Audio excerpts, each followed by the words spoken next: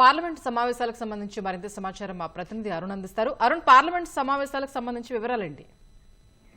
ఈ రోజు నుంచి 18వ లోక్సభ పార్లమెంట్ సమావేశాలు ప్రారంభమవుతున్నాయి. 18వ లోక్సభకు సంబంధించినటువంటి వ్యవహారంలో ఈ రోజు తొలి సభ జరుగుతోంది.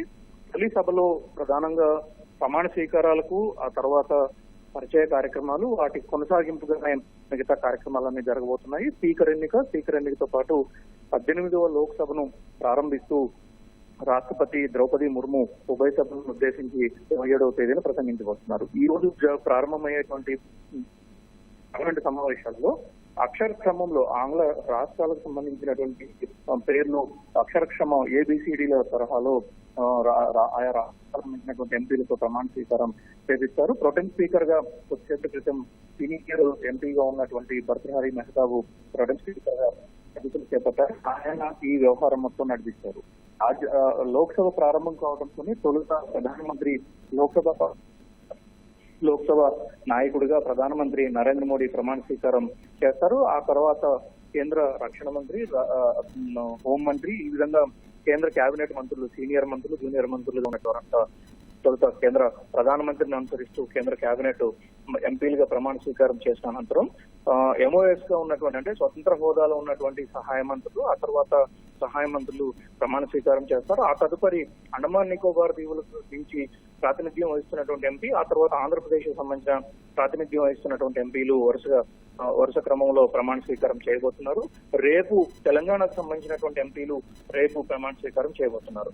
ఈ పార్లమెంటు సమావేశాల్లో రాష్ట్రపతి ద్రౌపది ముర్ము ద్వారా కేంద్ర ప్రభుత్వం మూడోసారి వరుసగా ఎన్డీఏ ప్రభుత్వం ఏర్పాటైంది. ఎన్డీఏ ప్రభుత్వం ఆలోచనలు ఏంటి, దాని కొనసాగింపుగా చేయబోతున్నటువంటి కార్యకలాపాలు ఏంటి, దేశంలో చేపట్టబోయేటువంటి అభివృద్ధికి సంబంధించి ఇతర అంశాలకు సంబంధించినటువంటి విధానాలన్నింటినీ ప్రభుత్వం తన రాష్ట్రపతి ప్రసంగం ద్వారా బయట పెట్టబోతోంది. రాష్ట్రపతి ప్రసంగం ద్వారానే ఈ వివరాలన్నింటినీ వెల్లడించబోతోంది. అనంతరం రాష్ట్రపతి ప్రసంగానికి ధన్యవాదాలు తెలుపుతూ 2 రోజుల పాటు సభ జరగబోతోంది. ఆ తర్వాత సభ నిరవధికంగా వాయిదా పడటానికి ఆస్కారం ఉంది. అయితే ఇప్పటి వరకు ఉన్నటువంటి సమాచారం ప్రకారం ఎంపీలకు సంబంధించినటువంటి ప్రమాణ స్వీకార కార్యక్రమం పూర్తయిన తర్వాత ఈ నెల 26వ తేదీన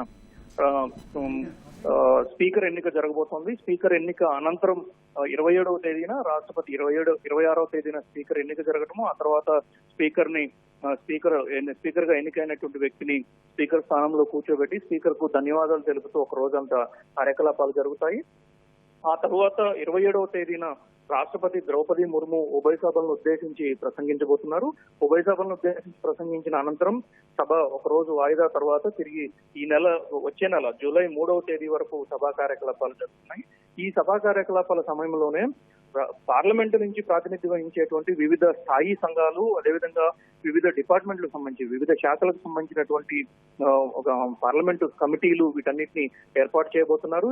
వీటికి సంబంధించి ప్రతిపక్షాలకు ఏ విధమైనటువంటి చోటు దక్కుతుంది, ఏ విధమైనటువంటి అవకాశం దక్కుతుంది అనేటువంటి విషయాలన్నిటిపైన ప్రధానంగా చర్చ జరుగుతోంది. ప్రధానంగా చూసుకుంటే లోక్సభ నుంచి ప్రాతినిధ్యం వహించేటువంటి ప్రజాప్రతినిధుల సంఘం సంబంధించినటువంటి ఒకటి విపక్ష నేతలకు దక్కాల్సి ఉంటుంది. విపక్ష నేతగా ఎవరు ఉంటారు ఏంటనేటువంటి విషయాలన్నిటిపైన ఇప్పటికే కాంగ్రెస్ ఒక స్పష్టత ఇచ్చింది.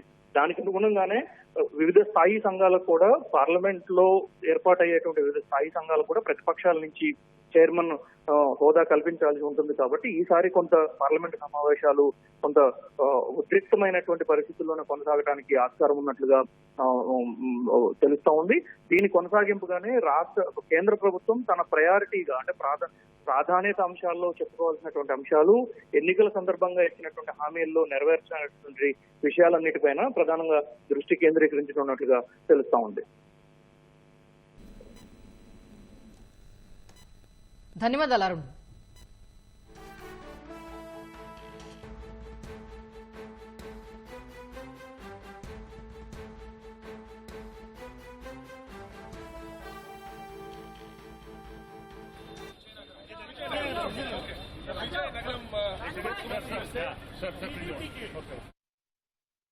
అదే ఫీలింగ్తో నేను పనిచేస్తాను తెలియజేసుకుంటూ, ప్రజా సమస్యలకి ఒక వేదికైనా దేశం మొత్తం ఒక అరుదైన అవకాశం నాకు ఇచ్చినందుకు మరోసారి పార్టీకి, ప్రజలకి కృతజ్ఞతలు తెలియజేసుకుంటున్నాను. Thank you.